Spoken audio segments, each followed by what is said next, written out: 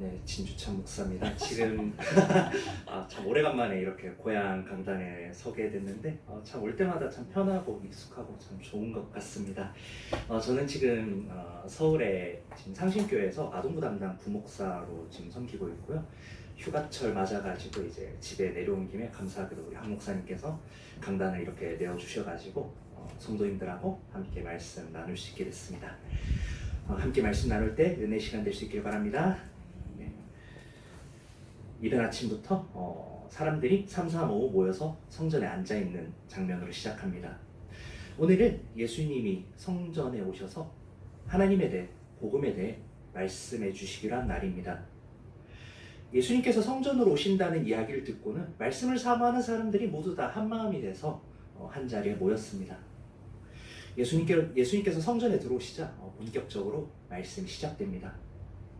하나님을 사랑한다는 게 뭔지, 이웃을 사랑한다는 게 뭔지, 회개한다는 건 뭔지, 복음은 뭔지, 하나님 나라는 뭔지 예수님께서 계속해서 말씀하십니다. 중간중간 손을 들고 질문하는 사람도 있는 것 같습니다. 예수님께서 여유있게 답해 주십니다. 사람들은 끄덕이고 자유롭게 예수님의 이야기를 듣고 질문하고 토론하고 은혜를 나눕니다. 화기애애한 시간이 계속됩니다. 이른 아침부터 예수님과 많은 사람들이 모인 이곳은 복음이 선포되는 곳, 성전입니다. 한참 동안 예수님의 이야기와 사람들의 질문이 이어질 무렵 웃음소리가 끊이지 않고 모두가 초롱초롱한 눈망울을 가지고 예수님의 이야기를 듣고 있을 그 무렵에 그 성전문을 박차고 한 무리들이 들어옵니다. 성전에 가장 많이 출입하면 어쩌면 성전에 살다시피 하는 이들, 바로 바리새인과 서기관들입니다. 근데 좀 이상합니다. 바리새인들과 서기관이 성전에 들어오는 것은 사실 너무 당연한 일입니다. 그런데 그들이 함께 데리고 온 한 여인은 사실 성전과는 전혀 어울리지 않는 사람입니다. 한 여인이 바리새인들과 서기관들과 함께 들어옵니다. 유대교 전통 속에서는 인류의 타락의 원인을 하와, 즉 여성에게 돌립니다. 그래서인지 당시에는 여성이 종교적으로 봤을 때도 성전에서 이방인애들과 여인애들에까지만 출입이 가능했습니다. 그런 상황 속에서 한 여인이 성전 안에까지 들어온다는 것은 되게 이상한 일이었습니다. 더구나 여인의 행색도 말이 아닙니다. 묶여있지 않고 이리저리 헝클어져 있는 머리칼, 제대로 여미지도 않은 겉옷, 푹 숙여버린 얼굴. 누가 봐도 이 여인은 성전에 들어오는 게 어울리지 않는 사람입니다. 마치 초대받지 못한 그런 손님 같은 느낌인 거죠. 화기애애한 무리를 깬 이 무리들, 그들 중 하나가 예수님께 이렇게 얘기합니다. 선생님, 이 여자가 가늠하다가 현장에서 붙잡혔습니다. 모세는 율법에 이런 여자를 돌로 치라고 명했는데 선생님께서는 어떻게 말씀하시겠습니까? 복음이 선포됐던 공간인 성전이 순식간에 법정으로 변하는 순간입니다. 그 하나의 질문으로 인해서 예수님은 선생님에서 재판관이 됩니다. 예수님의 이야기를 듣던 그 무리들은 학생에서 배심원이 됩니다. 여인은 단순히 초대받지 못한, 어울리지 못하는 손님을 넘어서 피고인이 됩니다. 바리새인과 서기관들은 검사가 돼서 가늠하다 현장에 잡힌 저희 여인을 예수님께 기소합니다. 그런데 이거는 예수님의 지혜로운 판결을 기다리기 위함이 아니었습니다. 그들의 의도는 공의와 사랑의 모순을 통해서 예수님까지도 피고의 자리에 세우기 위함이었습니다. 그런데 이상합니다. 재판관도 있고 배심원도 있고 검사도 있는데 이 여인을 변호해줄 변호인은 아무도 없습니다. 그래서일까요? 복음이 선포되는 공간이 법정으로 변하자 이곳은 너무나도 차갑게 변해버렸습니다. 바리새인과 서기관들은 예수님을 향해서 강하게 판결을 요구합니다. 사람들은 그 순간 너나 나나 할 것 없이 손에다가 돌을 하나씩 짊어지고 여인을 쳐다봅니다. 그 따가운 시선 속에 피고가 된 이 여인은 침묵합니다. 고개를 푹 숙인 채 아무 말도 하지 않습니다. 아니요, 어쩌면 어느 누구도 그녀에게 단 한마디라도 할 수 있는 그 기회조차 주지 않았던 걸지도 모르겠습니다. 여인의 입은 열리지 않았고 그 자리에 있는 누구도 여인의 목소리를 들어본 적이 없습니다. 아니요, 아무도 그 여인의 목소리에는 관심 갖진 않았겠죠. 피고인인 이 여인은 두렵습니다. 모세의 율법에 의하면 자신은 좀 있으면 돌에 맞아 죽습니다. 꼼짝없이 죽게 생긴 겁니다.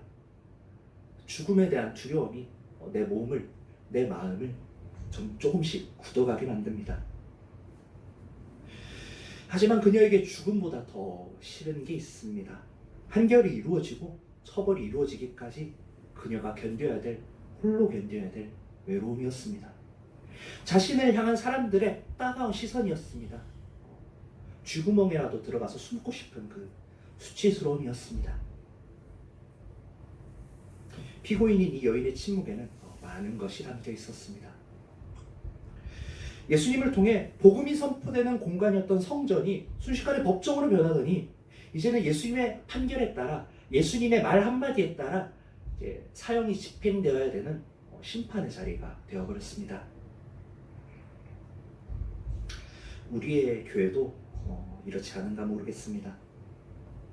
분명 예수님의 말씀을 가르치고 하나님에 대해서, 복음에 대해서 기쁘게 이야기하는 것이 바로 교회입니다.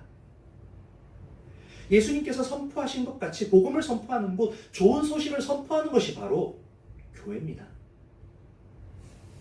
그런데 교회 다니지 않는 사람들이 볼 때 교회는 참 들어가기 어려운 곳입니다. 문턱이 참 높은 곳입니다. 그들만의 울타리에 끼기가 참 어렵습니다. 교회에 가면 돌아온 탕자라고 해서 혹은 죄인이라고 해서 당분간 꽤 오랫동안 그렇게 살아야 됩니다. 초대받지 못한 손님이 되면서 겉돕니다. 삶이 팍팍하고 삶이 힘들어서 스스로 해결하지 못할 문제를 만나서 어떤 절대자의 힘을 빌리고 싶을 때, 누군가에게 기도하고 싶을 때, 누군가에게 위로받고 싶을 때 그런 순간이 와도 교회는 못 가겠답니다. 교회 가면 그곳이 복음의 공간이 아니라 법정의 공간으로, 심판의 자리로 변해버린다고 느끼기 때문입니다. 분명 기독교인들은 너도 나도 모두가 죄인이라고 얘기하는데 죄인들에게도 계층이 나눠지나 봅니다.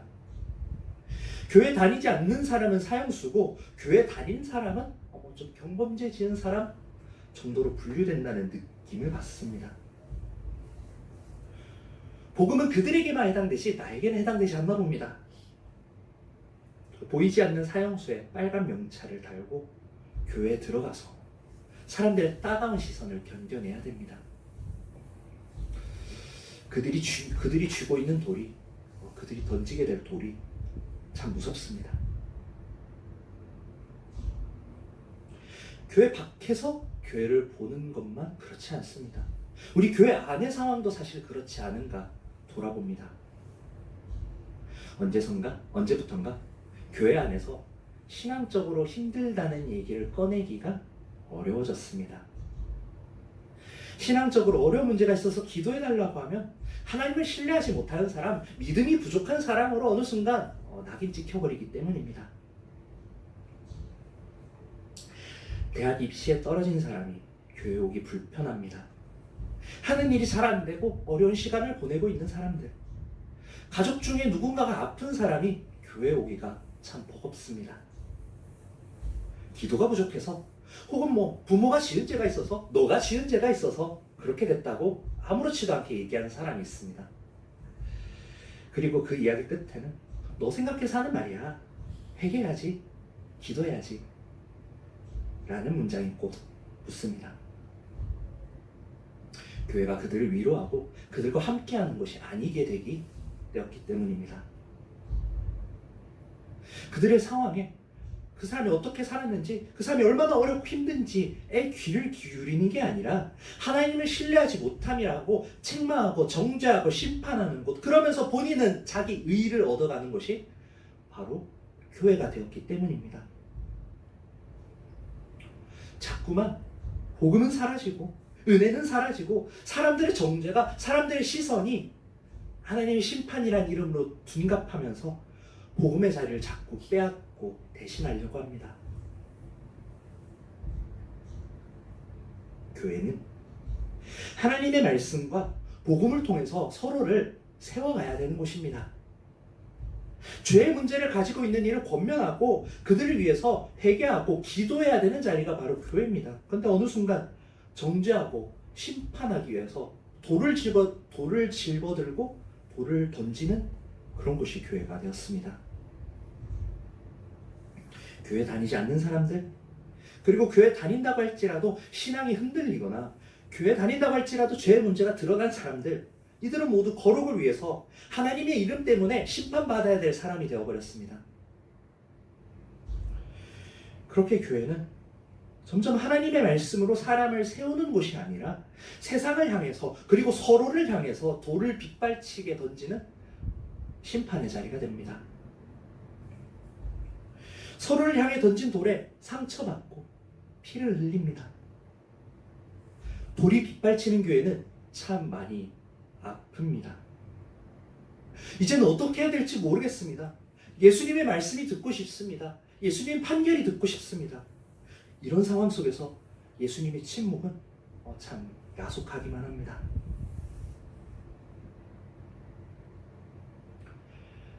예수님의 침묵은 여인이 서 있던 그곳 성전에서도 계속되고 있었습니다.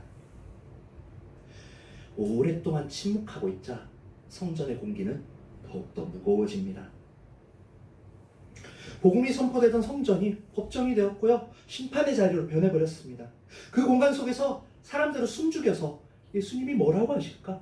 예수님이 뭐라고 판결하실까? 그 예수님의 입술만 뚫어져라 보고 있습니다. 예수님의 판결 한마디면 바리새인과 서기관들은 예수님을 고발할 조건을 얻을 수 있습니다.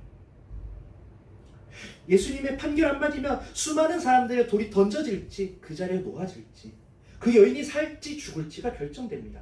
예수님의 그 판결 한마디면 이 여인의 운명이 결정됩니다.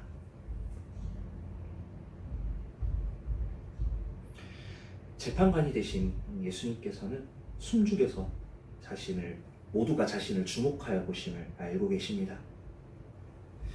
그럼에도 대답을 하시기는커녕 몸을 굽히셔서 땅에 무엇인가 쓰십니다. 추측컨대 아마 십계명을 쓰셨을 것 같습니다. 그런데 정확하게 무엇을 쓰셨을지는 모르겠습니다. 아니 선생님, 지금 땅바닥에 주저앉으실 때가 아니라 우리가 질문한 것에 대해서 판결해 주셔야죠. 아니 예수님, 도대체 이 타이밍에 왜 십계명을 쓰십니까? 우리가 십계명도 모를 줄 아십니까? 예수님의 그 모습을 본 사람들의 답답한 항의가 그 침묵의 자리를 깹니다. 그런 그들의 이야기를 들으시고 예수님께서 일어나서 말씀하십니다. 너희 중에 죄 없는 사람이 먼저 돌로 쳐라. 다시 한번 성전에는 침묵이 찾아옵니다. 이 말씀을 들은 사람들이 양심의 가책을 느낍니다. 어른으로 시작해서 젊은이들까지 하나씩 떠나갑니다. 시간이 얼마나 지났을까요? 이제는 오직 예수님과 그 가운데 서 있는 여인만 남았습니다. 그 자리에 있던 모든 사람들은 나는 간음죄를 범하지 않았기 때문에 돌을 던질 자격이 있다고 생각했습니다. 바리새인들과 서기관들, 그리고 돌을 들었던 그 많은 사람들에게 있어서 성전을 깨끗하게 하고 하나님의 이름을 위한다는 것은 죄지은 그 여인을 심판하고 정죄하고 돌로 치는 거였습니다. 그것이 바르고 마땅한 일이었습니다. 그들은 그 여인을 죽이는 거야말로, 그 여인을 심판하는 거야말로 이스라엘의 거룩성을 지키는 길이고 성전의 거룩함을 지키는 길이라 생각했습니다. 그럼 각자 스스로의 모습은 당연하게도 돌아볼 필요도 없었겠죠. 각자가 간음죄를 짓지를 않았고 설령 지었다 한들 아직 드러나진 않았기 때문입니다. 그 자리에 있는 그 모두는 사실 돌을 던질 자격이 있다고 생각하고 자리에 섰습니다. 그런데 예수님의 생각은 달랐습니다. 너희 중에 죄 없는 자가 먼저 돌로 치라. 간음죄를 짓지 않은 사람이 아닙니다. 죄가 드러나지 않은 사람도 아닙니다. 아예 죄가 없는 사람이 돌로 치라는 겁니다. 아무도 돌을 던질 자격이 없다는 뜻입니다. 원래대로라면 여인을 처음에 잡았던 그 두 증인이 차례로 돌을 먼저 던지고 그 자리에 있는 모두가 돌을 이어서 던져서 사형이 이제 순조롭게 집행이 돼야 됐을 텐데, 예수님의 이 판결로 인해, 예수님의 이 말씀으로 인해서 돌을 던질 자격이 그 누구에게도 없음이 확인된 것입니다. 오직 죄가 없으신 예수님이 한 분만이 성전을 깨끗하게 하실 수 있고 사람을 심판하고 사람을 정죄할 자격을 가졌다는 것이 그 자리에서 드러납니다. 또한 가늠하다 현장에 잡혀온 그 여인뿐만 아니라 그 자리에 있는 한 사람 한 사람, 그 자리에서 돌을 짊어지었던 그들 모두가 성전 한가운데 서서 그들 역시 심판받고 정죄받고 돌을 맞아야 되는 죄인임이 드러난 것입니다. 예수님의 죄 없는 자가 먼저 돌로 치라는 이 한마디에 그 자리에 남아있을 수 있는 사람은 아무도 없었습니다. 모두가 떠나간 그 자리에는 가늠한 여인과 그 여인의 모든 것을 아시되 죄가 없으신, 돌을 던질 자격이 충분한 예수님 단 둘만 남았습니다. 불쌍한 자와 불쌍히 여기는 마음만이 남았을 따름입니다. 자격 없는 방청객들은 자리를 비웠습니다. 이제 자격 있는 재판관, 죄인 둘만이 남았습니다. 진짜 재판의 시작입니다. 사람들이 다 가고 난 후에도 여전히 여인의 침묵은 계속됩니다. 지금이라도 사실 예수님께서 나는 너를 정죄한다 하면서 돌로 치더라도 오라고 할 수 없는 노릇입니다. 예수님께서 여인에게 물으십니다. 여자여, 너를 고발하던 그들이 어디 있느냐? 너를 정죄하는 자가 없느냐? 자신의 이야기를 한마디도 할 수 없었던 죄인, 죽음에 대한 두려움과 사람들의 시선을 홀로 견뎌야 됐던 이 여인, 외로움과 수치심에 짓눌려 있던 이 여인이 처음으로 입을 뗍니다. 주여, 없나이다. 그런 여인을 바라보시면서 예수님께서 최종 판결을 내리십니다. 나도 너를 정죄하지 아니하노니 가서 다시는 죄를 범하지 말라. 여인의 어깨가 들썩입니다. 이내 흐느끼기 시작합니다. 참았던 눈물이 하염없이 흘러내립니다. 여인에게도 다시 기회가 주어졌습니다. 이제 성전은 더 이상 정죄의 자리도 아니고 심판의 자리도 아닙니다. 예수님을 통해 다시 복음이 선포되는 자리가 되었습니다. 예수님을 통해, 예수님의 판결을 통해, 예수님의 말씀을 통해 성전이 회복되었습니다. 그리고 이 여인은 예수님을 머리로 삼는 그리스도의 몸, 성전으로 부르심을 받게 됩니다. 예수님은 그 자리에 있는 어느 누구에게도 죄가 없다라고 대충 죄 문제를 넘기고 가지 않으셨습니다. 그들 모두가, 그곳에 있었던 모두가 죄인임을 명확하게 말씀하셨습니다. 그와 동시에 예수님께서는 그들을 정죄하거나 미워하거나 심판하지 않으시고 사랑하셨습니다. 예수님께서 그들을 사랑하시기 때문에 예수님께서는 자기 자신이 대신 돌에 맞아서 그 죄에 대한 벌을, 죄에 대한 대가를, 형벌을 감당하기로 작정하셨습니다. 오늘의 이 이야기가 불의한 재판, 공의를 잃어버린 재판으로 기억되지 않는 이유가 여기 있습니다. 왜냐하면 벌이 있기 때문입니다.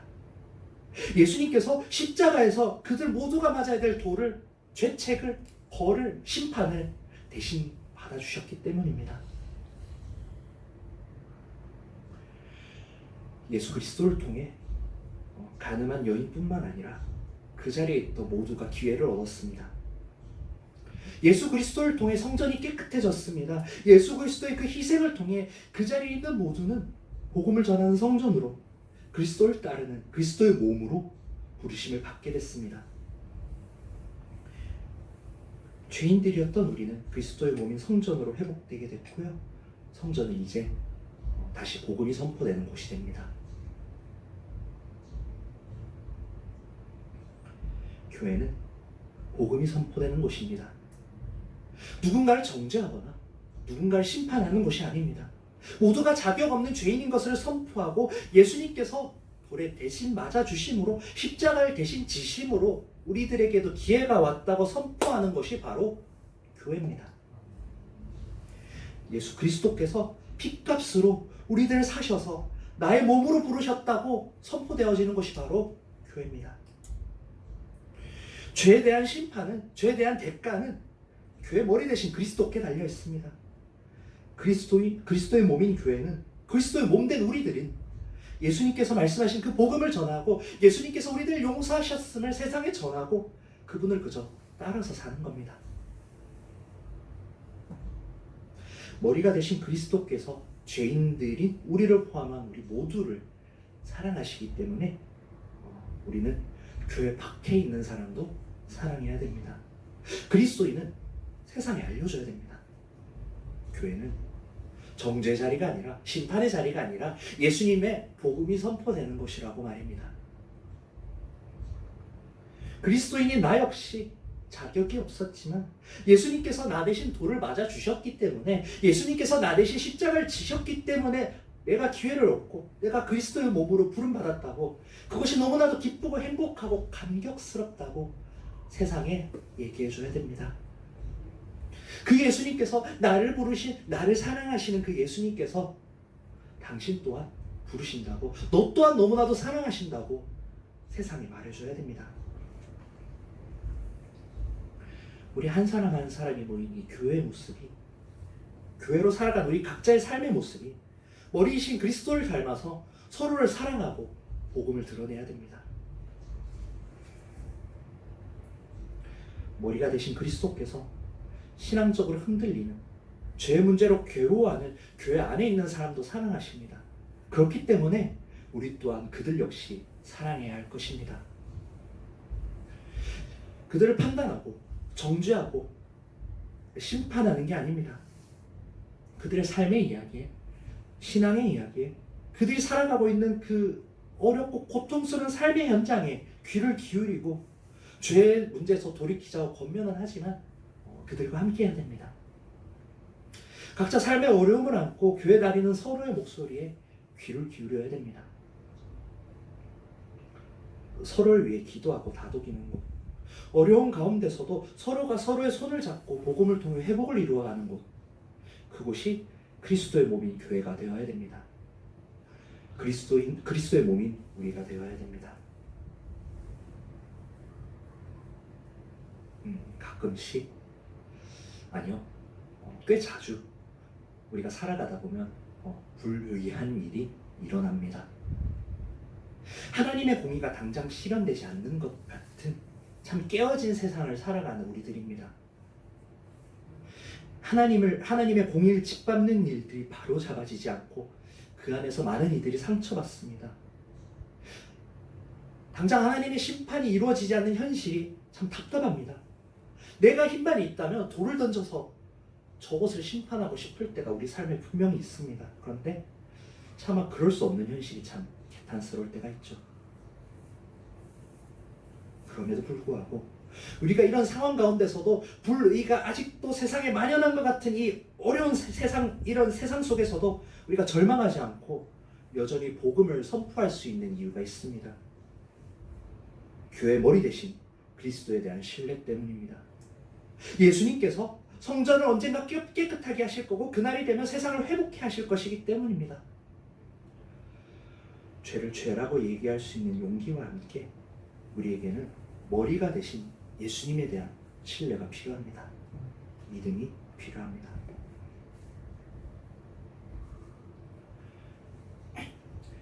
이제 우리는 정죄의 돌을 내려놓아야 됩니다. 믿지 않는 사람을 향해 들었던 정죄의 돌을 내려놓아야 됩니다. 같은 그리스도인들 중에 연약하고 흔들리는 이들을 향해 들었던 그 정죄의 돌도 이제는 내려놓아야 됩니다. 나를 미워하고 나를 싫어하는 이를 향해 들었던 그 정죄의 돌도 내려놔야 됩니다. 정죄의 돌을 내려놓고 죄를 책망하고 바른 길로 돌이키라고 권면하되 그들을 사랑하고 그들을 위해서 기도해야 됩니다. 왜냐하면 우리 머리 대신 그리스도께서 그렇게 하셨기 때문입니다. 그리스도께서 그렇게 하셨기 때문에 그리스도의 몸인 우리 또한 그렇게 살아야 됩니다. 머리 대신 예수 그리스도의 그 사랑은 그리스도의 몸된 우리 교회로 하여금, 우리 한 사람으로 하여금, 우리 성도로 하여금 정죄를 멈추게 합니다. 우리가 이 정죄의 돌을 내려놓을 때 교회 머리 대신 그리스도께서 그리스도의 몸된 교회를, 성전을, 우리들을, 이 땅을 회복하실 줄로 믿습니다. 기도하겠습니다.